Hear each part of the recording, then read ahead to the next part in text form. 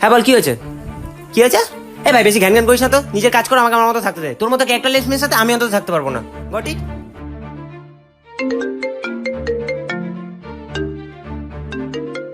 কি রে, তখন থেকে ফোনটা বাজছে, দেখ না কে ফোন করেছে। ধুর, বাদ দে তো, ধরতে হবে না। মেয়েটা কে রে? জাস্ট ফ্রেন্ড, আর কিছু না। তোর সাথে মেয়েটাকে আমি বহুবার দেখেছি। আর দিদিকে শেখাস না কে গার্লফ্রেন্ড আর কে ফ্রেন্ড। হ্যাঁ, হাতে পায়ে তোকে লম্বা লাগে আমার থেকে, কিন্তু তোর থেকে 5টা দুর্গাপুজো আমি বেশি দেখেছি। এবার বল মেয়েটাকে। আরে ও প্রচুর ইরিটেট করে রে, অত ন্যাকামি আমি নিতে পারবো না। আজকে যদি কেউ আমার সাথে এরকম মিসবিহেভ করে কি করবি? মেয়েটা পুঁতে দিতাম। বাবা যখন মাকে বাজে ভাষা বলতো, সবার আগে তুই গিয়ে প্রোটেস্ট করতি। আর নিজের বেলায় সবকিছু কেন ভুলে যাচ্ছিস? তো ইটস নর্মাল দি, এখন এটা সবাই করে।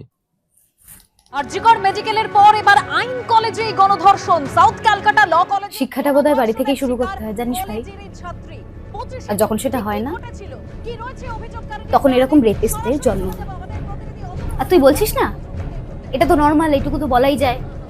এই ছোট ছোট বিষয়গুলোই একদিন বড় বড় একটা ঘটনার সাক্ষী হয়।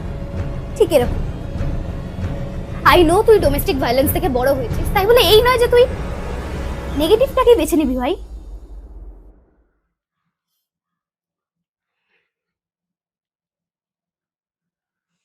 Hello, I am sorry.